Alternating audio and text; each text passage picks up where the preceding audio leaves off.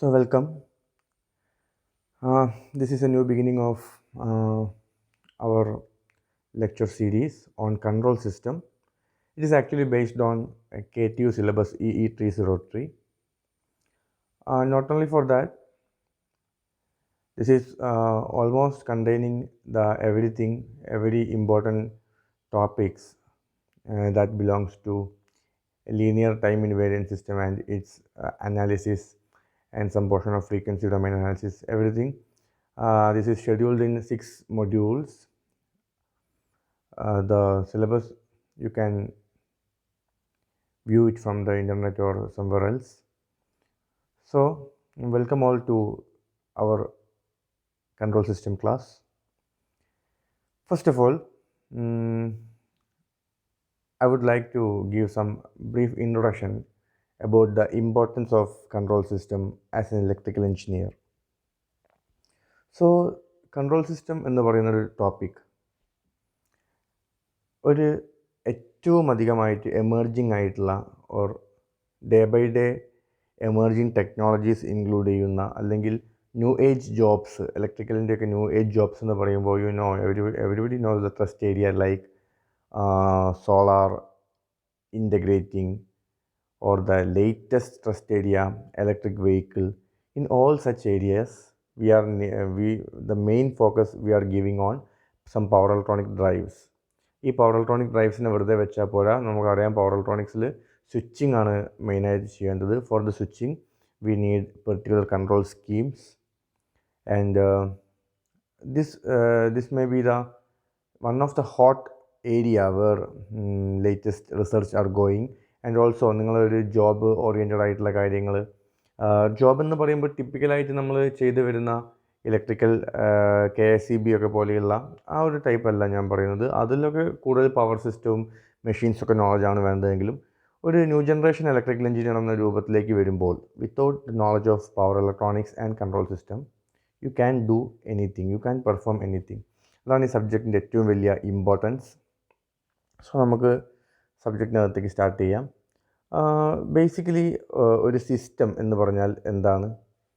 നമ്മൾ രണ്ട് വാക്കുകളെ കുറിച്ചാണ് സംസാരിക്കുന്നത്, that are control and system. ഈ രണ്ട് വാക്കുകളെ ഒരുമിച്ച് ഒരു സ്പേസിലേക്ക് കൊണ്ടുവരുന്നതാണ് നമ്മുടെ വർക്ക്. സിസ്റ്റം എന്ന് പറഞ്ഞാൽ it is nothing belongs to an electrical engineers term or electrical engineers device. ഒരു മെഷീനോ ഒരു മോട്ടോറോ അത് മാത്രമല്ല system. On the wide sense the earth is also a system. നിങ്ങൾ പ്രകൃതിയിൽ കാണുന്ന എല്ലാ കാര്യങ്ങളും സിസ്റ്റമാണ്. സിസ്റ്റം എന്ന് പറഞ്ഞാൽ അതൊരു പ്രോസസ്സായിരിക്കണം. ഇപ്പോൾ ഒരു പ്ലാന്റ് വിത്ത് വീണ് അത് മുളച്ച് അതിൽ നിന്ന് മുളകൾ വന്ന് ഇല വിരിഞ്ഞ് പുഷ്പങ്ങൾ ഉണ്ടാകുന്നത് ഇതെല്ലാം ഒരു പ്രോസസ്സാണ്, നാച്ചുറൽ പ്രോസസ്സാണ്. ഇതിനൊക്കെ നമുക്ക് വേണം ഒബ്സർവ് ചെയ്യാം. നമ്മൾ ശ്രദ്ധിക്കാതെ വിടുന്നിടത്തോളം കാലം നമ്മളതിനെ പ്രോസസ്സ് എന്നൊന്നും പറയില്ല. ചെടി ഉണ്ടായി വീഴുന്നു, ഉണങ്ങിപ്പോകുന്നു, ഇങ്ങനെ പോകുന്നു. പക്ഷെ നിങ്ങളതിനെ ഒബ്സർവ് ചെയ്യാണ്, അതിൻ്റെ എന്തൊക്കെ നിങ്ങളതിന് നൽകുന്നു, അതെന്തൊക്കെ എത്ര ടൈമിൽ ഡെവലപ്പ് ചെയ്യുന്നു, ഇങ്ങനെ ഒരു സാധനം ഒബ്സർവ് ചെയ്യുമ്പോൾ നമുക്കതിനെ ഒരു സിസ്റ്റം എന്ന് പറയാൻ പറ്റും. ഹ്യൂമൻ ബോഡി ഒരു സിസ്റ്റമാണ്. അതിൽ കൺട്രോൾ ഉണ്ടോ കൺട്രോൾ ഇല്ല എന്നൊക്കെ നമുക്ക് ഡിസ്കസ് ചെയ്യാം. അങ്ങനെ lot of systems are there. So നമുക്ക് സിസ്റ്റത്തിനെ ബ്രോഡായിട്ട് ഒന്ന് ഡിഫൈൻ ചെയ്യുകയാണെങ്കിൽ ആദ്യം നിങ്ങൾ റെഡ് ഇങ്കിൽ എഴുതിയ ഡെഫിനേഷൻ നോക്കാം. System is a collection of objectives or process under study. ആ അണ്ടർ സ്റ്റഡി എന്ന ടേം കുറച്ച് ഇമ്പോർട്ടൻ്റ് ആണ്. അതായത് അണ്ടർ സ്റ്റഡി എന്ന ടേം ഇമ്പോർട്ടൻ്റ് ആണെന്ന് ഞാൻ പറയാൻ കാരണം ഞാൻ ആദ്യം സൂചിപ്പിച്ചു, നമ്മൾ വളരെ വൈഡായിട്ട് ലോകത്തിലെല്ലാം സിസ്റ്റം എന്നല്ല പറയുന്നത്. അതിൻ്റെ ക്യാരക്ടറിസ്റ്റിക്സിനെ കുറിച്ച് നമ്മൾ ബോധറാവുമ്പോഴാണ് നമ്മളതിനെ സിസ്റ്റം എന്ന പേരിൽ വിളിക്കുന്നത്. അപ്പോൾ കളക്ഷൻ ഓഫ് ഒബ്ജക്റ്റ് ആവാം. ഞാൻ നേരത്തെ പറഞ്ഞു, ഒരു പർട്ടിക്കുലർ പ്ലാന്റ് നമ്മൾ എടുക്കുക, ആ പ്ലാന്റിൻ്റെ വളർച്ച, അതെപ്പോൾ കായകൾ ഇലകൾ വിരിയുന്നു നമ്മൾ ഒബ്സർവ് ചെയ്യാണ്. ആ ഒരു ഒബ്ജക്റ്റിനെ, അതിൻ്റെ കളക്ഷനെ നമുക്ക് സിസ്റ്റം എന്ന് പറയാം. So system is a collection of objects or process. Process എന്ന് പറയുകയാണെങ്കിൽ സിമ്പിളായിട്ട് നമ്മുടെ വീട്ടിൽ ഒരു ഫുഡ് ഉണ്ടാക്കുന്നത് അതൊരു പ്രോസസ്സാണ്. പല പല ഇൻപുട്സ് നമ്മൾ കൊടുക്കുന്നു, അതിൽ ടെമ്പറേച്ചർ അപ്ലൈ ചെയ്യുന്നു, അല്ലെങ്കിൽ ഹീറ്റ് കൊടുക്കുന്നു, അത് ഒരു ഫോമിൽ നിന്ന് അടുത്ത ഫോമിലേക്ക് പോകുന്നു. ഇപ്പോൾ ഒരു വെള്ളമാണെങ്കിൽ അത് തിളച്ച് ബോയിലിംഗ് പോയിൻറ്റ് കഴിഞ്ഞ് സ്റ്റീമായിട്ട് പോകുന്നു. It's A process. അപ്പോൾ ആ പ്രോസസ്സിന് നമ്മൾ ഒരു ഒബ്ജക്റ്റ് ആയിക്കൊള്ളുന്നില്ല, ഒരു പ്രോസസ്സും ആവാം, ഒരു പ്രോസസ്സാവാം. So system is a collection of object or process under the study. ഇനി നമ്മൾ കുറച്ചും കൂടെ ഇലക്ട്രിക്കൽ ടൈമിലേക്ക് വരുമ്പോൾ സിസ്റ്റത്തിനെ വിത്ത് റെസ്പെക്ട് ടു ടൈം നമ്മൾ ഡിഫൈൻ ചെയ്യുകയാണെങ്കിൽ നമുക്ക് മോഡലായിട്ട് ഡെഫിനേഷൻ ഒന്ന് നോക്കാം. System is an entity to which we give an input u of t and obtains an output y of t. എന്താ ഈ ടി എന്ന് ബ്രാക്കറ്റിൽ ഇടുന്നത്? അത് ഫങ്ഷൻ, ടൈമിൻ്റെ ഫങ്ഷനാണ് എന്നുള്ളതാണ് അതിൽ നമ്മൾ ഉദ്ദേശിക്കുന്നത്. അതായത് ഇത്ര ഈ ഒരു സമയത്താണ് നമ്മളത് കൊടുക്കുന്നത്. അത് ആ രൂപത്തിൽ വിത്ത് റെസ്പെക്ട് ടു ടൈം അല്ലെങ്കിൽ ടൈമിൻ്റെ ഫങ്ഷനായിട്ടാണ് നമ്മൾ ഇതിനൊക്കെ സ്പെസിഫൈ ചെയ്യുക. ഓക്കെ, എൻറ്റിറ്റി എന്നൊരു വാക്കുകളിൽ കണ്ടു. എന്താ എൻറ്റിറ്റി എന്ന് പറഞ്ഞാൽ? എൻറ്റിറ്റി എന്ന് പറഞ്ഞാൽ ഇൻഡിപെൻഡൻ്റ് ആയിട്ട് അല്ലെങ്കിൽ ഡിസ്റ്റിങ്ക്റ്റ് ആയിട്ട് എന്താ പറയുക, നിലനിൽപ്പുള്ള ഏത് വസ്തുവും നമുക്ക് എൻറ്റിറ്റി എന്ന് പറയാം. എൻറ്റിറ്റി അതിനെ മാത്രമായി നമുക്ക് എടുത്ത് പരിശോധിക്കാൻ വേണ്ടി പറ്റണം. അതാണ് എൻറ്റിറ്റി എന്ന വാക്ക് അവിടെ കൊടുത്തിട്ടുള്ളത്. അപ്പോൾ system is an entity to which we give an input u of t and obtain output y of t. താഴെ റെഡ് കളറിൽ ഞാനൊരു ചിത്രം വരച്ചിട്ടുണ്ട്. In that you can see input u of t is given to a system. I don't know what is the system, what are the objects inside the system, or what is the process inside the system, but in the broad sense I am giving a box and I am writing system on that, and it is showing an output y of t. And here we know the input and output are functions of time. അപ്പോൾ ഇതാണ് ഒരു system. നമ്മൾ സിസ്റ്റത്തെ പറ്റിയേ പറഞ്ഞുള്ളൂ, സിസ്റ്റത്തിൽ control ഉണ്ടോ എന്ന കാര്യം പറഞ്ഞിട്ടില്ല. Okay, we can see that. So okay, ഇനി നമ്മൾ ഈ പറയുന്ന സിസ്റ്റംസൊക്കെ ഡൈനാമിക് സിസ്റ്റം എന്ന് പറയുന്ന ഒരു കാറ്റഗറിയിലാണ് വരുന്നത്. The systems we are considering in our control system, അല്ലെങ്കിൽ നമ്മൾ ലീനിയർ കൺട്രോൾ സിസ്റ്റം പഠിക്കുന്ന ഈ സിസ്റ്റംസിനൊക്കെ ഡൈനാമിക് സിസ്റ്റംസിനാണ് നമ്മൾ ഒബ്സർവ് ചെയ്യുന്നത്. എല്ലാ സിസ്റ്റം ഡൈനാമിക് ആണെന്നല്ല ഞാൻ പറയുന്നത്. ഡൈനാമിക് സിസ്റ്റംസിനെ കുറിച്ച് മാത്രമാണ് നമ്മൾ പഠിക്കാൻ താല്പര്യപ്പെടുന്നത്. ഇനി എന്താണ് ഡൈനാമിക് സിസ്റ്റം? ഡൈനാമിക് ഇതിലൊക്കെ സൈഡിൽ ചെറിയ പോർഷൻ സ്കാനറിൽ കട്ട് ചെയ്ത് പോയിട്ടുണ്ട്. ഞാനത്ര ശ്രദ്ധിച്ചിട്ടില്ല. നമുക്ക് നെക്സ്റ്റ് ക്ലാസ്സിൽ ശരിയാക്കാം. Okay, in dynamic system time is the independent variable. ടൈമാണ് ഇൻഡിപെൻഡൻറ്റ് വേരിയബിൾ. അതായത് ഇൻഡിപെൻഡൻറ്റ് വേരിയബിൾ, ഡിപെൻഡൻറ്റ് വേരിയബിൾ എന്ന് പറഞ്ഞാൽ നമുക്കറിയാവുന്ന സാധനം തന്നെ. അപ്പോൾ സൈൻ തീറ്റ, കോസ് തീറ്റ എന്ന് പറയുന്ന കേസിൽ തീറ്റയാണ് അവിടുത്തെ ഒരു ഇൻഡിപെൻഡൻ്റ് ആയിട്ടുള്ള വേരിയബിൾ. നമ്മളതിന് ഡിഫറെൻറ്റ് ഫങ്ഷൻസിന് ഒബ്റ്റെയിൻ ചെയ്ത് ഡിഫറെൻറ്റ് ക്യാരക്ടർ എക്സ് വൈ ഇങ്ങനെ കണ്ടുപിടിച്ച് പോവാണ്. അതേപോലെ തന്നെ ഈ ഡൈനാമിക് സിസ്റ്റത്തിൽ പറയാൻ പോകുന്ന എല്ലാ സാധനങ്ങളിലും ആര് വരും? ടൈം വരും. ടൈമിന് മറ്റാൾക്കാരായിട്ടൊന്നും ബന്ധമില്ല. നമ്മൾ തീരുമാനിക്കുന്ന ഈ ഒരു സമയത്തെ ക്യാരക്ടറിസ്റ്റിക്സ് ഒബ്സർവ് ചെയ്യുക, അല്ലെ ആ സമയത്ത് ഇൻപുട്ട് കൊടുക്കാൻ തീരുമാനിച്ചാൽ ടൈം അവിടെ ഇൻഡിപെൻഡൻ്റ് ആയിട്ട് നിൽക്കുകയാണ്. പക്ഷെ ബാക്കി പറയുന്ന നിങ്ങൾ ഇൻപുട്ട് കൊടുക്കുന്നത് ഒരു ഫാനാണ്, ഒരു ഇലക്ട്രിക് ഫാനാണെന്ന് വിചാരിച്ചോ. ഒരു particular t equal to 5 second. അപ്പോൾ അവിടെ ടൈം 5 ആണ്. 5 സെക്കൻഡ് എന്ന് പറഞ്ഞ ടൈമിൽ നമ്മളൊരു ഇൻപുട്ട് അപ്ലൈ ചെയ്യാണ്. അപ്പോൾ ആ ഇൻപുട്ട് നമ്മൾ ഫങ്ഷൻ ഓഫ് ടൈമായിട്ടാണ് അവിടെ സ്പെസിഫൈ ചെയ്യുക. അതേപോലെ ഫാനിൻ്റെ ഔട്ട്പുട്ട് നിങ്ങൾക്ക് റൊട്ടേഷൻ കിട്ടി, ഒരു RPM. എന്താ RPM? Rotation per minute. ഒരു കറങ്ങാൻ തുടങ്ങി fan, it will start rotating. So ഔട്ട്പുട്ടിന് നമുക്ക് ഈ ടൈമിൽ ഇൻപുട്ട് കൊടുത്തപ്പോൾ this particular time we got an output എന്ന രീതിയിൽ സ്പെസിഫൈ ചെയ്യാം. അപ്പം ബാക്കി എല്ലാ വേരിയബിൾസും ഫങ്ഷൻ ഓഫ് ടൈം ആയിരിക്കും. And time is the only one independent variable. ഇതാണ് നമ്മൾ ഡൈനാമിക് സിസ്റ്റം എന്ന് പറയുന്നത്. ഇപ്പോൾ ഈ ഒരു ഫസ്റ്റ് ക്ലാസ്സിൽ ഞാൻ പറയുന്ന ഈ ക്ലാസിഫിക്കേഷൻ പോർഷനൊന്നും നിങ്ങളുടെ സിലബസിൽ അത്രമാത്രം ഡൊമിനേറ്റിംഗ് ആയിട്ട് അല്ലെങ്കിൽ ഒരു വെയിറ്റേജ് ഉള്ള കാര്യങ്ങളല്ല. പക്ഷേ നിങ്ങൾ ഈ കാര്യങ്ങൾ പഠിച്ചിട്ടില്ലെങ്കിൽ നിങ്ങളുടെ ഈ ക്ലാസ്, ഈ ഒരു സിലബസ് തീരുന്നവരെ നിങ്ങൾ ഇതുപോലുള്ള കുറേ വാക്കുകൾ കേട്ടുകൊണ്ടിരിക്കും. പക്ഷേ നിങ്ങൾക്ക് അറിയിലുണ്ടാവില്ല എന്താണിത്, ഡൈനാമിക്, സിസോ, അങ്ങനെയൊക്കെയുള്ള സാധനങ്ങൾ പറഞ്ഞുകൊണ്ടിരിക്കും. അപ്പോൾ അത് മനസ്സിലാകാൻ വേണ്ടിയാണ് ഞാനിത് ആഡ് ചെയ്തിട്ടുള്ളത്. ഓക്കെ, അപ്പം നമുക്ക് എങ്ങനെയാണ് u of t y of t ആണ് ഇൻപുട്ട് ഔട്ട്പുട്ട് എന്ന് പറഞ്ഞു. സോ നമ്മൾ അതിന് ഞാനൊരു എക്സാമ്പിൾ പറയാം. നിങ്ങൾ സിമ്പിളായിട്ട് പറയുകയാണെങ്കിൽ സൈൻ തീറ്റ എന്ന് പറഞ്ഞാൽ ഒരു മാത്തമാറ്റിക്കൽ ഫങ്ഷനാണ് ചെയ്യുന്നതെന്ന് വിചാരിച്ചോളൂ. സൈൻ തീറ്റ എന്ന് പറഞ്ഞാൽ മാത്തമാറ്റിക്കൽ ഫങ്ഷനാണ് ചെയ്യുന്നതെന്ന് വിചാരിച്ചോളൂ. അപ്പോൾ യു ഓഫ് ടി ആയിട്ട് ഇൻപുട്ടായി നിങ്ങൾ കൊടുക്കുക തീറ്റ ആയിരിക്കും. പ്രോസസ്സ് സൈൻ തീറ്റയാണ്. സോ അതിൻ്റെ ഔട്ട്പുട്ട് എന്തായിരിക്കും? നിങ്ങൾ തീറ്റയ്ക്ക് 0 കൊടുത്താൽ സൈൻ 0 എന്തായിരിക്കും? 0. തീറ്റയ്ക്ക് 90 കൊടുത്താൽ സൈൻ തീറ്റ സൈൻ 90 1. ഇങ്ങനെ പോയിക്കൊണ്ടിരിക്കും. അപ്പോൾ സൈൻ ഫംഗ്ഷനാണ് നിങ്ങൾ അവിടെ പറയുന്ന പ്രോസസ്സിങ്. അപ്പോൾ ഇതിപ്പോൾ ഏതെങ്കിലും ഒരു പ്രോസസ്സായിരിക്കും. ഇത് സൈൻ ആണെന്ന് എനിക്ക് എങ്ങനെ മനസ്സിലായി? ഇതിപ്പം ഫോർ പർട്ടിക്കുലർ ഏതെങ്കിലും ഒരു വർക്ക് ചെയ്യുന്നൊരു സാധനമാണെന്ന് വിചാരിച്ചു. അതിൽ നിങ്ങളൊരു ആംഗിൾ കൊടുത്തുകൊണ്ടിരിക്കുന്നു. ആ ആംഗിൾ കൊടുക്കുന്നതിനനുസരിച്ച് ഫോർ എക്സാമ്പിൾ ഇതൊരു മോട്ടറാണ് എന്ന് വിചാരിച്ചോളൂ. ഞാൻ ഒരു വൈഡ് എക്സാമ്പിൾ പറയാണ്, അത്രയും എക്സാക്റ്റായിട്ട് ആലോചിക്കേണ്ട. ആ മോട്ടർ നിങ്ങൾ ഇൻപുട്ട് ഒരു ഡിജിറ്റൽ മോട്ടർ റോബോട്ടിലൊക്കെ ഉള്ള പോലത്തെ ഒരു മോട്ടറാണെന്ന് വിചാരിച്ചോളൂ. You are giving some input theta degree and based on that theta degree ആ റോബോട്ട് നിങ്ങൾക്ക് ഒരു റൊട്ടേഷൻ തരുന്നുണ്ടെന്ന് വിചാരിച്ചു.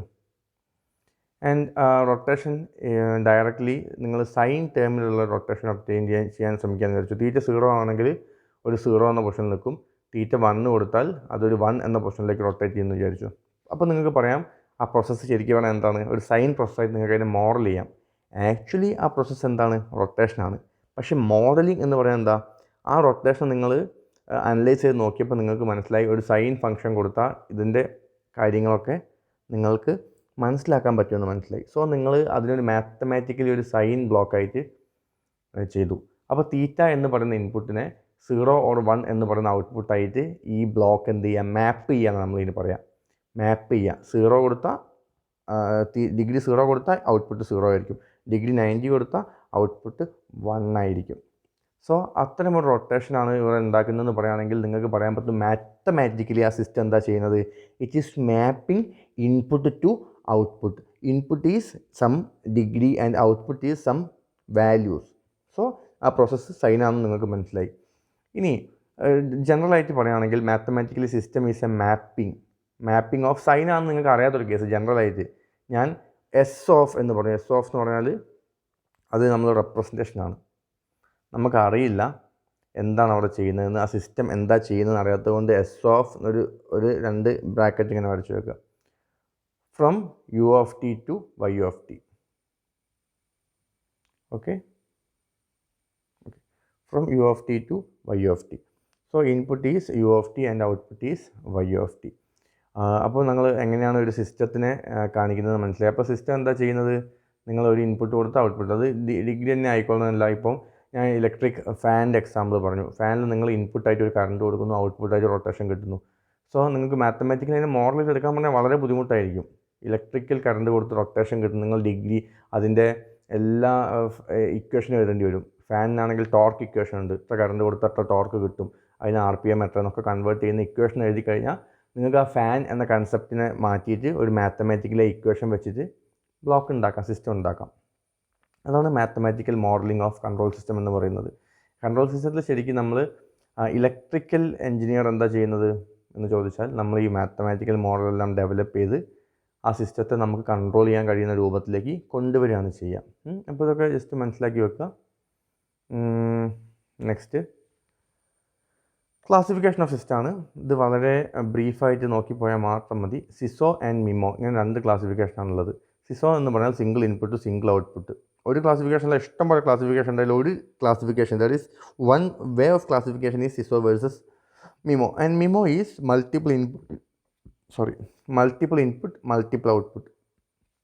സോ സിസോ എന്ന് പറഞ്ഞാൽ നിങ്ങളുടെ ആ സിസ്റ്റത്തിന് ഒരൊറ്റ ഇൻപുട്ടേ കൊടുക്കാൻ പാടുള്ളൂ, ഒരൊറ്റ ഔട്ട്പുട്ടേ കിട്ടുള്ളൂ.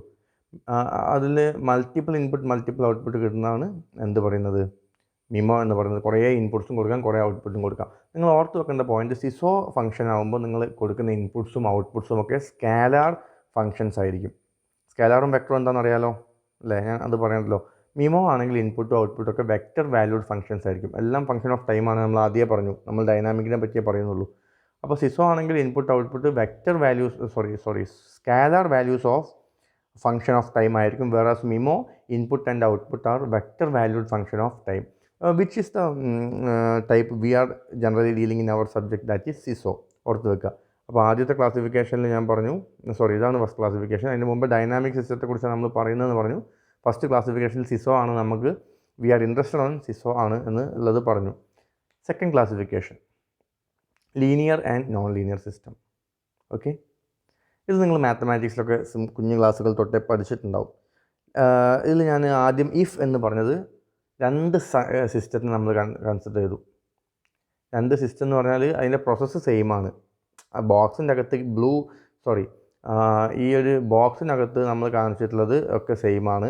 പക്ഷേ നിങ്ങൾ ഇൻപുട്ട് എന്ത് കൊടുക്കുന്നു? u1 കൊടുത്താൽ നിങ്ങൾക്ക് സിസ്റ്റം കടന്നു വരുമ്പോൾ ഔട്ട്പുട്ട് y1 കിട്ടും. അടുത്ത സിസ്റ്റത്തിൽ ഇൻപുട്ട് u2 കൊടുത്താൽ ഔട്ട്പുട്ട് y2 കിട്ടും. സിസ്റ്റം ചെയ്യുന്നതൊക്കെ സെയിം ആണ്. ഇത്രയും കാര്യം നമുക്കറിയാം. ഇനി ഈ സിസ്റ്റം, ആ സിസ്റ്റം എന്ന് പറഞ്ഞാൽ ഏതാ? 2 സിസ്റ്റം അല്ല, ഒറ്റ സിസ്റ്റമേ ഉള്ളൂ കേട്ടോ. പണിയെടുക്കുന്ന ആ ബോക്സ് സിസ്റ്റം ഒന്നേ ഉള്ളൂ, ഇൻപുട്ട് മാത്രം നിങ്ങൾ മാറ്റിക്കൊണ്ടിരിക്കുക. അങ്ങനെയാണെങ്കിൽ ആ സിസ്റ്റത്തിൽ u1 പ്ലസ് u2, അതായത് 2 ഇൻപുട്ട് നിങ്ങൾ വേറെ വേറെ കൊടുത്ത് നോക്കി. ആ രണ്ടും കൂടെ ഒരുമിച്ച് മിക്സ് ചെയ്ത് സം ചെയ്ത് നിങ്ങൾ കൊടുക്കുക. u1 plus u2. If you are giving input as u1 plus u2, then the output should be, നേരത്തെ കിട്ടിയ ഇൻഡിവിജ്വൽ ഔട്ട്പുട്ട്സിൻ്റെ സം ആയിരിക്കണം output. Then the output should be y1 plus y2. And ഈ ഒരു എന്താ പറയുക, പ്രോപ്പർട്ടി എന്താ പറയുക, അഡിക്റ്റിവിറ്റി എന്നാണ് പറയുക. നിങ്ങൾ പഠിച്ചിട്ടുണ്ടാവും. This is pure mathematics. This property is known as അഡിക്റ്റിവിറ്റി. അടുത്തതിൽ നമ്മൾ കാണാം, നമ്മൾ അതിനെ ഒരു y എന്ന് പറയുന്ന ഈ u1 u2 നമ്മുടെ കയ്യിലുണ്ട്. നമുക്കതിൽ ഏതെങ്കിലും ഒന്ന് എടുക്കുക. എന്നിട്ട് ആദ്യത്തെ കൊടുത്ത ഇൻപുട്ട് u1 ആണെന്ന് വിചാരിച്ചോളൂ. അതിനൊരു സ്കാലാർ കൊണ്ട് മൾട്ടിപ്ലൈ ചെയ്യുക. നോക്കുക, ഇവിടെ കാണാം, നമ്മൾ c എന്ന് പറഞ്ഞൊരു സ്കാലാർ കൊണ്ട് ഞാൻ ഇതിനെ മൾട്ടിപ്ലൈ ചെയ്തു ഇൻപുട്ടിനെ. c ഇൻറ്റു u1 അതേ സിസ്റ്റത്തിൽ കൊടുത്തു കഴിഞ്ഞാൽ നമുക്ക് കിട്ടുന്ന ഔട്ട്പുട്ട് എന്തായിരിക്കണം? വെറുതെ u1 കൊടുത്താൽ we will get an output y1. So c into u1 is given as input of the system, then the system will give c into y1 as the output. So scalar multiplication input will ചെയ്താൽ there will be a scalar multiplication in output also, and this function is known as homogeneity. ഇത് ഇനിയുണ്ട്, സൂപ്പർപോസിഷനിലേക്ക് കൊണ്ടുപോകാം, but this is enough. So if a system satisfy both additivity and homogeneity, then the system is a linear system. Otherwise the system is a non-linear system. I hope it is very clear. Clear ആണല്ലോ? Just നോക്കിയാൽ മതി. Okay, നമ്മൾ ഏത് ടൈപ്പാണ് അതിൽ prefer ചെയ്യുന്നത്? നമ്മൾ prefer ചെയ്യുന്നത് ലീനിയർ ആണ്. നോൺ ലീനിയർ കുറേ ഡിഫിക്കൽട്ടാണ് അത് അനലൈസ് ചെയ്യാനും കാര്യങ്ങളും. നിങ്ങൾ ഈ സബ്ജക്റ്റിൽ ലീനിയർ കൺട്രോൾ സിസ്റ്റമാണ് സബ്ജക്റ്റിൻ്റെ പേര്, നിങ്ങൾക്കറിയാം. ലീനിയറിനെ പറ്റി മാത്രമേ പഠിക്കുന്നുള്ളൂ. There is another subject, non-linear control system, in the upcoming semesters. We can discuss it later. So next thing, it is time invariant system versus time varying system. It is very clear from the name itself. Time invariant system means it will not depend on time.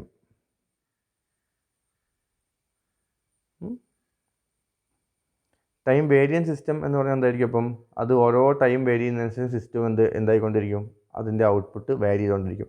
Time invariant system ആണെങ്കിൽ നിങ്ങൾ രാവിലെ 5 മണിക്ക് ഫാനിൽ ഒരു switch ഇട്ട് 230 voltage കൊടുത്താലും കുറച്ച് കഴിഞ്ഞ് ഉച്ചയ്ക്ക് 10 മണിക്ക് വന്ന് അതേ ഫാനിൽ സ്വിച്ച് ഇട്ട് അതേ 230 വോൾട്ട് കൊടുക്കണേ. അല്ലാതെ അപ്പം വീട്ടിൽ കറണ്ട് കുറഞ്ഞു പോയെന്ന് പറയാൻ പാടില്ല. സെയിം ഇൻപുട്ട് വോൾട്ടേജ് കൊടുത്താൽ അപ്പോഴും അത് സെയിം സ്പീഡ് തരണം. വെരി സിമ്പിൾ അല്ലേ? ഇതാണ് ടൈം ഇൻവേരിയൻസി. സോ കേസ് 1 നോക്കിക്കേ. കേസ് 1 ഞാൻ ഒരു u കൊടുത്തു. ഇത്തരം ഒരു സിഗ്നൽ നമ്മൾ എന്താ പേര് പറയാമെന്ന് അറിയുമോ നിങ്ങൾക്ക്? ഇത് സ്റ്റെപ്പ് സിഗ്നൽ എന്നാണ് പറയാം. അതായത് ആ ബ്ലാക്ക് ലൈൻ കണ്ടോ? ഒരു ഇൻസ്റ്റൻറ്റ് ലൈൻ 0 എന്ന് 1 ആയി കഴിഞ്ഞ് പിന്നെ ഇങ്ങനെ 1 നിൽക്കും. പിന്നെ എപ്പോഴാണ് നമ്മൾ സിഗ്നൽ ക്യാൻസൽ ചെയ്യുന്നത് അവിടെ പിന്നെയും 0 ആവും. അപ്പോൾ സിഗ്നൽ കൊടുക്കുന്ന സമയത്തൊക്കെ എന്തായിരിക്കും? 1. അത് ഞാൻ 1 എഴുതിയിട്ടില്ല. യൂണിറ്റ് ആവാം, അല്ലെങ്കിൽ യൂണിറ്റ് അല്ലാത്തത് ആവാം. നമ്മളൊരു ഇൻപുട്ട് ഒരു സ്റ്റെപ്പ് സിഗ്നൽ കൊടുത്തിട്ടുണ്ട്. അത് എന്തൊക്കെ സിഗ്നൽ ആയിക്കോട്ടെ, നമുക്ക് അത്ര ഡീറ്റെയിൽ ഒന്നും വേണ്ട. ഔട്ട്പുട്ട് നിങ്ങൾക്ക് എന്ത് കിട്ടി നോക്കിക്കേ. എനിക്ക് എൻ്റെ പേരൊന്നും പറയാൻ നമുക്ക് പറ്റില്ല. ഞാനൊരു സിഗ്നൽ വരച്ചിട്ടുണ്ട്. അതാണ്ടാ ഇങ്ങനെ ഒരു ഔട്ട്പുട്ട് സിഗ്നൽ കിട്ടി. ഇതാണ് കേസ് 1. അത് നിങ്ങൾ ഏത് ഇൻസ്റ്റൻറ്റിലാണ് കൊടുത്തത്? 0 ഡിഗ്രിയിലാണ് കൊടുത്തത് അല്ലേ? ഇൻപുട്ട് കൊടുത്ത ഡിഗ്രി ഉണ്ടോ? ഒരു 0 ആക്സിസിലാണ് കൊടുത്തത്. അടുത്ത കേസ് 2 നോക്ക്. ഇൻപുട്ട് ഞാൻ 0 ആക്സിസിന് മാറ്റിയിട്ട് ഒരു ടി എന്ന് പറയുന്ന ടൈമിൽ സപ്ലൈ ചെയ്യാൻ തുടങ്ങി. It is something different time. ആ ടി എന്ന് പറയുന്ന സമയത്ത് സപ്ലൈ ചെയ്യാൻ തുടങ്ങിയപ്പോൾ എന്തായി? ഔട്ട്പുട്ട് അതേ ടി എന്ന സമയം ഷിഫ്റ്റായി. കണ്ടോ? ഔട്ട്പുട്ട് അതേ സമയം ഷിഫ്റ്റായിട്ട് വേറൊരു സ്ഥലത്ത് വന്ന് നിന്നു. പക്ഷേ ഔട്ട്പുട്ടിൻ്റെ ഷേപ്പ് നോക്കൂ, എക്സാക്ട്ലി നേരത്തെ അതേ ഷേപ്പ്. ചിലപ്പോൾ ഞാൻ വരച്ചപ്പോൾ കുറച്ച് എക്സാക്ട്ലി അല്ലതായി പോയിട്ടുണ്ടാവും. അത് നിങ്ങൾ കൺസിഡർ ചെയ്യേണ്ട. ഞാൻ ഉദ്ദേശിച്ചത് എക്സാക്ട്ലി സെയിം ആണ്. അപ്പോൾ ടൈം എപ്പം വേണമെങ്കിൽ നിങ്ങൾ കൊടുത്തോളൂ, no problem. It will give the same output. Same input കൊടുക്കണം. Time is not a matter at all. Such a system is known as time invariant system. Or if this condition is not satisfied, it is a time varying system. So definition okay, a time invariant system is one that provides same output for same input irrespective of time when input is given. Very clear. Same output same input nu കൊടുക്കണം irrespective of time. നിങ്ങൾ എപ്പോൾ കൊടുക്കുന്നു എന്ന് ഉള്ള question വരാൻ പാടില്ല. So നമ്മൾ deal ചെയ്യുന്നത് ടൈം ഇൻവേരിയൻറ്റ് സിസ്റ്റത്തെക്കുറിച്ചാണ്. ടൈം വേരിയൻറ്റ് സിസ്റ്റം ഉണ്ട്, it is much more complicated. നമ്മളതിന് ഈ ഒരു ടോപ്പിക്കിൽ ഈ ഒരു സെമസ്റ്ററിൽ ഡീൽ ചെയ്യുന്നില്ല. അപ്പോൾ നമ്മൾ എന്തിനൊക്കെയാണ് ഡീൽ ചെയ്യുന്നത് ഞാനൊന്ന് ബ്രോഡായിട്ട് എഴുതി. We deals with linear, time invariant, SISO, casual, causal system എന്നും കൂടെ ഞാൻ എഴുതി. എന്താ ഈ കോസൽ? അത് ഞാൻ പറഞ്ഞിട്ടില്ല, അത്രയും ഡീറ്റെയിൽസ് നിങ്ങൾക്ക് ആവശ്യമില്ലാത്തതാണ്. ഓർത്ത് വെക്കുക, കോസൽ എന്ന് പറഞ്ഞാൽ അതിൻ്റെ ഔട്ട്പുട്ട് എന്ന് പറഞ്ഞാൽ ഇപ്പം നിങ്ങൾ കൊടുക്കുന്ന ഇൻപുട്ടിനെയും കുറച്ച് മുമ്പേ പാസ്റ്റ് കഴിഞ്ഞു പോയ സമയങ്ങളിൽ നമ്മൾ കൊടുത്ത ഇൻപുട്ടിനെ എല്ലാം ഡിപ്പെൻഡ് ചെയ്യും. അതിനാണ് കോസൽ എന്ന് പറയാം. നോൺ കോസൽ സിസ്റ്റം എന്ന് പറഞ്ഞാൽ അതിൻ്റെ ഔട്ട്പുട്ട് എന്ന് പറഞ്ഞാൽ ഇപ്പോൾ കൊടുക്കുന്ന ഇൻപുട്ടിനെയും പാസ്റ്റിൽ കൊടുത്ത ഇൻപുട്ടിനെയും ഫ്യൂച്ചറിൽ കൊടുക്കാൻ പോകുന്ന ഇൻപുട്ടിനെയും ആൻറ്റിസിപ്പേറ്റ് ചെയ്തുകൊണ്ട് അത് പ്രവർത്തിച്ചുകൊണ്ടിരിക്കും. അതാണ് നോൺ കോസൽ സിസ്റ്റം. അതൊന്നും നമുക്ക് അത്രയും നമ്മളെ സ്റ്റഡിയിലേക്ക് ആവശ്യം വരുന്നില്ല. ജസ്റ്റ് ഓർത്ത് വെച്ചാൽ മതി കോസൽ. നിങ്ങൾ നോട്ട് എഴുതുമ്പോൾ ജസ്റ്റ് ഞാൻ പറഞ്ഞ ഡെഫിനേഷൻ വെച്ചൊന്ന് എഴുതി വെച്ചോളൂ. Okay, next classification based on feedback, closed loop and open loop. ഇവിടെ തൊട്ടാണ് നമ്മൾ നിങ്ങളുടെ ഒരു സിലബസിലേക്ക് കൂടുതൽ വരുന്നത്. ഞാൻ ഇതിൻ്റെ ഡെഫിനിഷൻ ആൻഡ് ഡീറ്റെയിലിങ്ങിന് മുമ്പേ ആയിട്ട് I will tell one example. നമുക്കൊരു സീലിംഗ് ഫാൻ ഉണ്ട് നമ്മളെ വീട്ടിൽ, നിങ്ങളെ വീട്ടിലൊക്കെ ഉണ്ട്. ജനറലായിട്ട് നമ്മൾ സീലിംഗ് ഫാൻ AC കുറിച്ചൊക്കെയാണ് പറയാം, പക്ഷേ നിങ്ങൾക്ക് പെട്ടെന്ന് മനസ്സിലാകാൻ വേണ്ടിയിട്ടാണ്. So if I am having a ceiling fan in my room and I am switching on it, switch it is a control system. Switch ഒരു കൺട്രോളിംഗ് ആണ്. സ്വിച്ച് ഇല്ലെങ്കിൽ നമുക്ക് ഓൺ ചെയ്യാനും ഓഫ് ചെയ്യാനും പറ്റില്ല, ഫുൾ ടൈം ഓൺ ആക്കി ഇടേണ്ടി വരും. So there is a control, simple control ഉണ്ട്, സ്വിച്ച് ഉണ്ട്. സ്വിച്ച് മാത്രമല്ലാതെ do you know any other control for a ceiling fan? Of course, I think everyone know there is a regulator. That regulator will regulate the speed of the fan. അപ്പം നിങ്ങൾ regulator ഉണ്ടാക്കിയ ആൾക്ക് ഒരു idea ഉണ്ടാവും. 1 വെച്ചാൽ എത്ര speed കിട്ടും, 2 വെച്ചാൽ എത്ര സ്പീഡ് കിട്ടും, 3 വെച്ചാൽ എത്ര സ്പീഡ് കിട്ടും, 4 വെച്ചാൽ എത്ര സ്പീഡ് കിട്ടും എന്നൊരു ഐഡിയ ഉണ്ടാവും. അല്ലെങ്കിൽ നിങ്ങൾ റെഗുലേറ്ററിന് കറസ്പോണ്ടിങ് ആയിട്ട് നിങ്ങളൊന്ന് ചെക്ക് ചെയ്ത് നോക്കിയിട്ട് എഴുതി വെക്കാമെന്ന് വിചാരിച്ചു. നിങ്ങൾ ചെക്ക് ചെയ്ത് നോക്കി, നിങ്ങൾ ഇലക്ട്രിക്കൽ എഞ്ചിനീയേഴ്സൊക്കെ ആണല്ലോ, നിങ്ങൾ ഒരു RPM മീറ്റർ ഉണ്ട്, ട്രാക്കോ മീറ്റർ എന്ന് പറയും, അത് വെച്ച് 1 വെച്ച പെട്രോൾ സ്പീഡ് കിട്ടി, 2 വെച്ച പെട്രോൾ സ്പീഡ് കിട്ടി എന്ന് വെച്ച് എഴുതി വെച്ചെന്ന് വിചാരിച്ചോ. സോ ഞാൻ പറയുന്നത് ഓരോ പൊസിഷനും ഓരോ സ്പീഡിന് കറസ്പോണ്ടിങ് ആണ്, അല്ലെ അങ്ങനെയാണ് ഡിസൈൻ ചെയ്യുന്നത്. അങ്ങനത്തെ ഒരു ഫാൻ ഉണ്ടാക്കി. സോ ഇൻപുട്ട് ഞാനൊരു ബ്ലോക്ക് ഡയഗ്രാം വരച്ച് നോക്കി, ഇൻപുട്ട് കൊടുത്തു. C എന്ന് ഞാൻ വരച്ചൊരു കൺട്രോളറാണ്. ഇപ്പോൾ പറഞ്ഞതൊക്കെ കൺട്രോളറിൻ്റെ പോർഷൻസാണ്. എന്താ സ്പീഡ് എത്ര വെച്ച എത്ര, അപ്പോൾ കൺട്രോളറുണ്ട്. സിസ്റ്റം എന്ന് വെച്ചാൽ ഫാനിൻ്റെ മോട്ടറാണ് അതിൻ്റെ system. Okay, and you will get an output എന്തായിരിക്കും? ഫാൻ ആകുമ്പം റൊട്ടേഷൻ ആയിരിക്കും ഔട്ട്പുട്ട്. പക്ഷേ ഫാനിൽ നിങ്ങൾ ഇതൊക്കെ മെഷർ ചെയ്ത് നിങ്ങളങ്ങ് പോയി കുറച്ച് കഴിഞ്ഞ് നിങ്ങൾ ഫാൻ വീണ്ടും ഓൺ ചെയ്തു. ഒന്നെങ്കിൽ അവിടുത്തെ വോൾട്ടേജ് നിങ്ങൾ ഉദ്ദേശിച്ച എക്സാക്റ്റ് വോൾട്ടേജ് കിട്ടിയിട്ടുണ്ടാവില്ല, നമ്മുടെ KCBയുടെ കാര്യമാണ്. ചിലപ്പോൾ വോൾട്ടേജ് കുറച്ച് കുറഞ്ഞു പോയിട്ടുണ്ടാവും. അല്ലെങ്കിൽ ഫാനിന് എന്തോ ഒരു പ്രശ്നം വന്നു, ഫാനിൽ വേറെ എന്തോ ഇഷ്യൂ, ടെക്നിക്കൽ ഇഷ്യൂ, അല്ലെങ്കിൽ ചെറിയ വേറെ എന്തെങ്കിലും ആവട്ടെ. ഏറ്റവും എളുപ്പത്തിൽ നമുക്ക് ആലോചിക്കാൻ പറ്റിയ വോൾട്ടേജ് കുറച്ച് കുറഞ്ഞു പോകുന്ന കേസാണ്. എന്തെങ്കിലും കാരണം കൊണ്ട് നിങ്ങൾ ഉദ്ദേശിച്ച അതേ സ്പീഡ് തന്നെ കിട്ടിക്കൊള്ളണമെന്നുണ്ടോ? നിങ്ങൾക്ക് തന്നെ ആലോചിച്ചറിയാം. നിങ്ങളുടെ വീട്ടിൽ വൈകുന്നേരം 7 മണിക്ക് ഫാൻ ഇട്ട് നോക്കിയാൽ വോൾട്ടേജ് കുറവായിരിക്കും. നിങ്ങൾ 1 2 ഇട്ടാൽ 5 ഇട്ടെന്ന് വെച്ചാൽ നിങ്ങൾക്ക് രാവിലെ 2 ഇട്ടപ്പം കിട്ടിയ കാറ്റ് പോലും കിട്ടുന്നുണ്ടാവില്ല. സോ ആ കൺട്രോൾ പെർഫെക്റ്റ് ആണോ? നോ. നിങ്ങൾ ഇത്ര സ്പീഡ് കിട്ടുന്നൊക്കെ വെച്ച് റെഗുലേറ്ററൊക്കെ ഉണ്ടാക്കി, പക്ഷേ അതിൻ്റെ ഔട്ട്പുട്ടിൽ എത്ര സ്പീഡ് കിട്ടുന്നു എന്ന് നിങ്ങൾ ചെക്ക് ചെയ്യുന്നേ ഇല്ല. ചിലപ്പോൾ 1000 RPM ആയിരിക്കും, നല്ല വോൾട്ടേജിലപ്പോൾ അതേ സെറ്റിങ്ങിൽ 1200 RPM പോവും. സോ അതൊരു ഓപ്പൺ ലൂപ്പായിട്ട് കിടക്കുകയാണ്. You are not checking the instantaneous output and you are not taking any corrective actions based on that. Correction ചെയ്യാൻ നിങ്ങൾ ട്രൈ ചെയ്യുന്നില്ല. സോ ഓപ്പൺ ലൂപ്പിനെ പറ്റി നമുക്ക് എന്തൊക്കെ പറയാം? There is no feedback. First പോയിൻ്റാണ്, important point. In an open loop system there is no feedback. എന്താ feedback എന്ന് പറഞ്ഞാൽ ഔട്ട്പുട്ടിലുള്ള വരുന്നത് എന്താണെന്ന് നോക്കി നമ്മൾ ഇൻപുട്ടിലേക്ക് കൊടുക്കുന്നില്ല. സെക്കൻഡ് പോയിൻറ്റ് നിങ്ങൾ ആഡ് ചെയ്യണം. So no corrective measures can be taken. No corrective measures can be taken for variation in output. അതും കൂടെ നിങ്ങൾ ആഡ് ചെയ്യാം. Third point, it cannot tolerate disturbance. ഞാൻ നേരത്തെ പറഞ്ഞു വോൾട്ടേജ് ഡിസ്റ്റർബൻസാണ്, വോൾട്ടേജിൻ്റെ വേരിയേഷൻ ഡിസ്റ്റർബൻസാണ്, വോൾട്ടേജ് ഡിസ്റ്റർബൻസ് അല്ല, വോൾട്ടേജിൻ്റെ variation is a disturbance. So when this disturbance comes, the fan, inside the fan there is no setting for correcting the system. അതിന് ആ ഡിസ്റ്റർബൻസിനെ ടോളറേറ്റ് ചെയ്യാൻ ഒന്നും കഴിയില്ല. ഫാൻ ചുമ്മാ കിടന്നിട്ട് വോൾട്ടേജ് കുറഞ്ഞാൽ ചെറിയ സ്പീഡിൽ കിടന്ന് കറങ്ങുക മാത്രമേ ചെയ്യുള്ളൂ, നിങ്ങളുടെ റെഗുലേറ്ററിന് ഒന്നും ചെയ്യാൻ പറ്റില്ല. So it cannot tolerate for disturbance. പക്ഷെ ഒരു കാര്യമുണ്ട്, വളരെ ലോ കോസ്റ്റും സിമ്പിളായിരിക്കും ഫാനിൻ്റെ റെഗുലേറ്റർ. ആഹാ, വോൾട്ടേജോ കറക്റ്റാണ്, നിങ്ങൾ 1 2 3 4 5 കൊടുത്താൽ you will get high and low setting, നല്ല കാറ്റുള്ള കണ്ടീഷനും എല്ലാം കിട്ടും. വളരെ ലോ കോസ്റ്റ് ആയിരിക്കും, സിമ്പിൾ കൺസ്ട്രക്ഷൻ ആയിരിക്കും. ഇതൊക്കെയാണ് കാര്യങ്ങൾ. സോ അപ്പോൾ ആ ബ്ലോക്ക് ഡയഗ്രാം വരച്ച് വെക്കുക. ഈ പറഞ്ഞ കാര്യങ്ങളൊക്കെ നോട്ട് ചെയ്യണം. എക്സാമ്പിൾ സീലിംഗ് ഫാനുള്ളത് നിങ്ങൾക്ക് മനസ്സിലാവാൻ വേണ്ടി പറഞ്ഞതാണ്, അത് നിങ്ങൾ എക്സാമിനൊന്നും എഴുതേണ്ട ആവശ്യമില്ല. Okay, next one is A closed loop control. Closed loop കൺട്രോളിൽ അപ്പോൾ എന്തായിരിക്കും എന്നുള്ളത് നമുക്ക് കൃത്യമായിട്ട് മനസ്സിലായി. ഇപ്പോൾ തന്നെ ഔട്ട്പുട്ടിൽ എത്രയാണോ വരുന്നത് അത് നമ്മൾ മെഷർ ചെയ്യും, എന്നിട്ട് ഇൻപുട്ടിൽ നമ്മൾ കൊടുത്തിട്ടുള്ള സാധനമായിട്ട് എന്ത് ചെയ്യണം, ചെക്ക് ചെയ്യണം അത് തന്നെയാണോ അവിടെ കിട്ടുന്നതെന്ന്. അതായത് നിങ്ങൾ ഫാനിൻ്റെ കേസിലാണെങ്കിൽ 2 എന്ന ഇതിൽ വെച്ച് എത്ര സ്പീഡാണ് കിട്ടുന്നത് നിങ്ങൾക്ക് അറിയാം. 2ൽ വെക്കുമ്പോൾ അത്ര സ്പീഡ് കിട്ടുന്നില്ലെങ്കിൽ അത് ഔട്ട്പുട്ടിന് എടുത്തിട്ട് നിങ്ങൾ ഇൻപുട്ടിനോട് പറയണം, നിങ്ങൾ 2ൽ വെച്ചു പക്ഷേ ആ സ്പീഡ് കിട്ടുന്നില്ല. അപ്പോൾ ഇൻപുട്ട് എന്തെങ്കിലും കറക്റ്റീവ് ആക്ഷൻ ഉണ്ടാക്കും. അതാണ് control, closed loop control. So feedback എന്ന് പറയുന്നത് നമുക്ക് എങ്ങനെ ഡിഫൈൻ ചെയ്യാൻ പറ്റും? Feedback is A process of measuring variables that need to be regulated so that corrective action can be taken. Feedback is a process of measuring variables that need to be regulated so that corrective actions can be taken.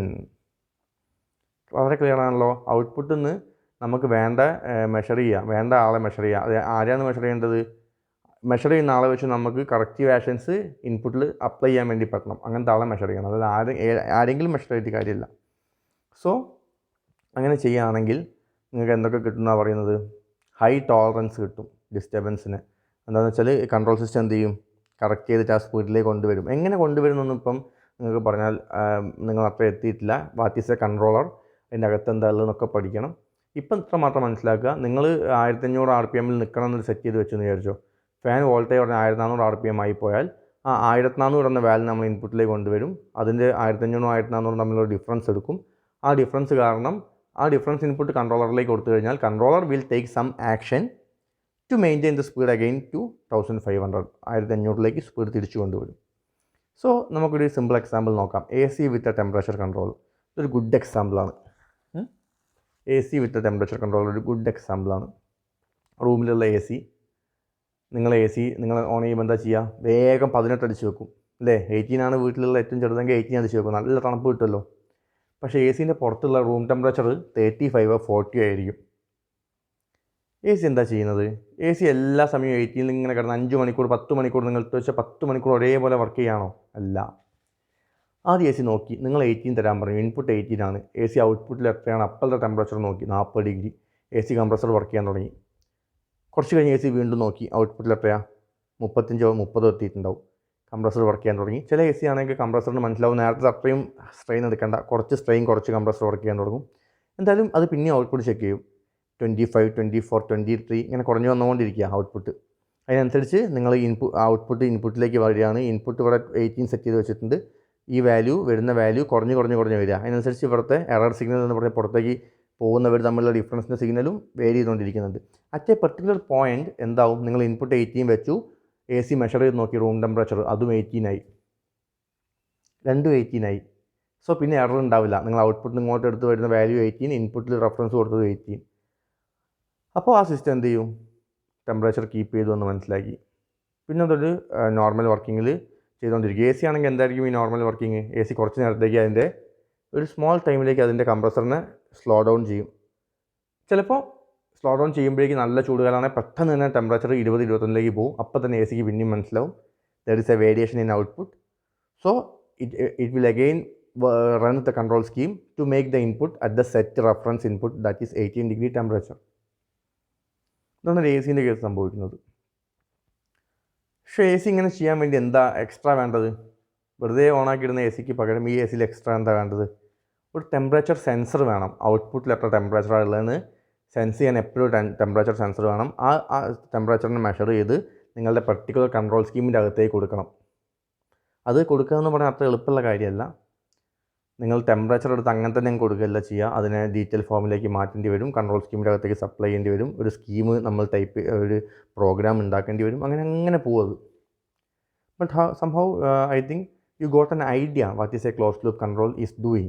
So feedback is the important term in closed loop control. So നമുക്ക് ഒരു simple block diagram നോക്കാം. Input reference കൊടുത്തു.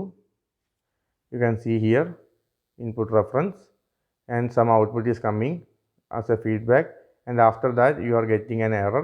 That error is given to our controller, and this controller will determine what output what input should be given to system for compensating the error. അല്ലെങ്കിൽ ഔട്ട്പുട്ടിൽ വന്ന variation compensate ചെയ്യാൻ ആ ഒരു ഇൻസ്റ്റൻറ്റിൽ എങ്ങനെ input കൊടുക്കണം ആര് തീരുമാനിക്കും? കൺട്രോളർ തീരുമാനിക്കും. കൺട്രോളർ സിസ്റ്റത്തിലേക്ക് കൊടുക്കും. സിസ്റ്റം വീണ്ടും ഒരു പുതിയ ഔട്ട്പുട്ട് ഉണ്ടാക്കും. ആ ഔട്ട്പുട്ട് നമ്മൾ വീണ്ടും ഫീഡ്ബാക്ക് ചെയ്തിട്ട് അങ്ങോട്ട് ഇതാണ് ഫീഡ്ബാക്ക്. ഇതാണ് ഫീഡ്ബാക്ക്. ആ ഔട്ട്പുട്ടിനെ വീണ്ടും നമ്മൾ ഫീഡ്ബാക്ക് ചെയ്ത് ഇൻപുട്ടിലേക്ക് തന്നെ കൊടുക്കും. ഓക്കെ, നിങ്ങൾ നോക്കുക, ഒരു പ്ലസ്സിലാണ് റെഫറൻസ് കൊടുത്തിട്ടുള്ളത്, മൈനസിലാണ് ഫീഡ്ബാക്ക് കൊടുത്തിട്ടുള്ളത്. ഇതൊരു നെഗറ്റീവ് ഫീഡ്ബാക്കിംഗ് എന്നാണ് നമ്മൾ പറയാം. ഇതുപോലെ പോസിറ്റീവ് ഫീഡ്ബാക്കിംഗ് കൊണ്ട് നമുക്ക് പ്ലസ്സിലും കൊടുക്കാം. പക്ഷേ മോസ്റ്റ് പ്രോബ്ലി നമ്മൾ സ്റ്റെബിലിറ്റി കൂടുതൽ കിട്ടാൻ വേണ്ടി നെഗറ്റീവ് ഫീഡ്ബാക്കിംഗ് ആണ് യൂസ് ചെയ്യുക. സോ ഞാൻ എറർ എന്ന് മാർക്ക് ചെയ്തിട്ടുണ്ട്. എന്താ എറർ? ഇൻപുട്ട് റെഫറൻസും ഔട്ട്പുട്ടിൽ നിന്ന് അപ്പം കിട്ടിയ ഔട്ട്പുട്ട് ഇങ്ങോട്ട് ഫീഡ്ബാക്ക് ചെയ്തതും തമ്മിലുള്ള ഡിഫറൻസിനാണ് എറർ എന്ന് പറയാം.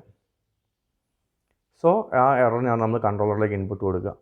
പിന്നെ ഞാൻ കുറച്ച് സാധനങ്ങൾ എക്സ്ട്രാ എഴുതിയിട്ടുണ്ട്. ആക്ച്വേറ്റർ അല്ലെങ്കിൽ ആക്ച്വേറ്റർ ഡൈനാമിക്സ് എന്ന് നിങ്ങൾ നോട്ട് ചെയ്യുമ്പോൾ എഴുതുക. അതെന്താണെന്ന് ഞാൻ പറഞ്ഞുതരാം. താഴെ സെൻസർ അല്ലെങ്കിൽ ഫീഡ്ബാക്ക് ഡൈനാമിക്സ് എന്നൊരു ബോക്സും കൂടി ഉണ്ട്. അതെന്താണെന്ന് പറഞ്ഞാൽ, ഡൈനാമിക്സ് എന്ന് പറഞ്ഞാൽ ഡൈനാമിക് ഓരോ സമയത്ത് വരുന്ന ഒരു ചെറിയ വേരിയേഷനാണ് സൂചിപ്പിക്കുന്നത്. ഓക്കെ, ഞാൻ പറഞ്ഞുതരാം അതെന്താണെന്ന്. ആദ്യം എക്സാമ്പിൾ എടുക്കാം.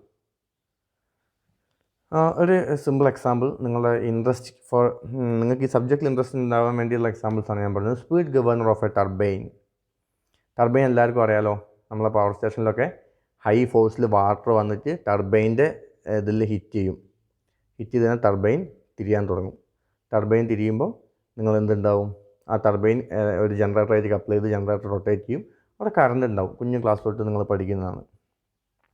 അപ്പം ഈ ടർബൈനെ നമ്മൾ ചുമ്മാ ഒരു വലിയ ഡാമിൽ നിന്ന് വരുന്ന വെള്ളം കംപ്ലീറ്റ് അങ്ങ് ഹിറ്റ് ചെയ്ത് ഫുൾ ഔട്ട്പുട്ടിൽ പവർ ഉണ്ടാക്കുകയല്ല ചെയ്യാം. നമുക്കൊരു ഡിസൈഡ് സ്പീഡ് ഉണ്ടാവും. ആ പർട്ടിക്കുലർ സ്പീഡിൽ നിങ്ങൾ പഠിച്ചിട്ടുണ്ട്, നിങ്ങൾ ഓൾറെഡി മെഷീൻസ് പഠിച്ചാണ്. ഒരു സിങ്ക്രോണസ് മെഷീൻ അല്ലെങ്കിൽ ആൾട്ടർനേറ്ററാണ് നമ്മളവിടെ വെച്ചിട്ടുണ്ടാവുക ഒരു പവർ പ്ലാന്റിൽ, AC പവർ പ്ലാന്റിൽ. സോ ആൾട്ടർനേറ്ററിൻ്റെ സ്പീഡ് ഒരു കോൺസ്റ്റൻറ്റ് സ്പീഡാക്കി നമുക്ക് സെറ്റ് ചെയ്ത് വെച്ചാലേ കാര്യങ്ങൾ നടക്കുള്ളൂ. അപ്പോൾ അതിന് കറസ്പോണ്ടിങ് ആയിട്ട് നിങ്ങൾ ഗവർണറിന് ഒരു പർട്ടിക്കുലർ സ്പീഡ് മെയിൻറ്റെയിൻ ചെയ്യണം. ഇൻ കേസ് നിങ്ങളുടെ ഗവർണറിൻ്റെ സ്പീഡ് ടർബൈൻ്റെ സ്പീഡ് നല്ല വാട്ടർ കുറച്ച് അധികം വന്ന് കൂടുതൽ ഹിറ്റായി പോയി എന്ന് വിചാരിക്കാം. എന്താ ചെയ്യുക? നിങ്ങളൊരു ഇൻപുട്ട് റെഫറൻസ് സ്പീഡ് കൊടുത്തിട്ടുണ്ടാവും, 1500 എന്തെങ്കിലും കൊടുത്തിട്ടുണ്ടാവും. സിസ്റ്റം ടർബൈൻ കുറച്ച് അധികം സ്പീഡ് കറങ്ങാൻ തുടങ്ങിപ്പോയി. ടർബൈൻ്റെ സ്പീഡ് നമ്മൾ ഔട്ട്പുട്ടിന് സെൻസ് ചെയ്ത് അവിടെ സെൻസർ എന്തായിരിക്കും? ടാക്കോമീറ്റർ ആയിരിക്കും, സ്പീഡ് മെഷർ ചെയ്യാനുള്ള ഡിവൈസ് ആയിരിക്കും. ആ സ്പീഡിന് നമ്മൾ ഇൻപുട്ടിലേക്ക് കൊടുത്തു.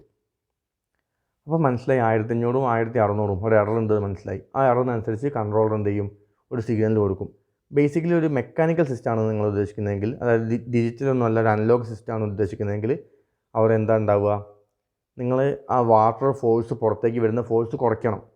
അപ്പോൾ ടർബൈനിലേക്ക് വാട്ടർ കൊടുക്കുന്ന പൈപ്പിൻ്റെ ഇൻലെറ്റിൽ ഒരു ഗവർണർ മെക്കാനിസം ഉണ്ടാവും. ഗവർണർ വെച്ചാൽ മുമ്പോട്ടും ബാക്കോട്ടും പോകാൻ പറ്റിയൊരു മെക്കാനിസം ഉണ്ടാവും. ആ ഗവർണറിനെ കൺട്രോളർ എന്ത് ചെയ്യും?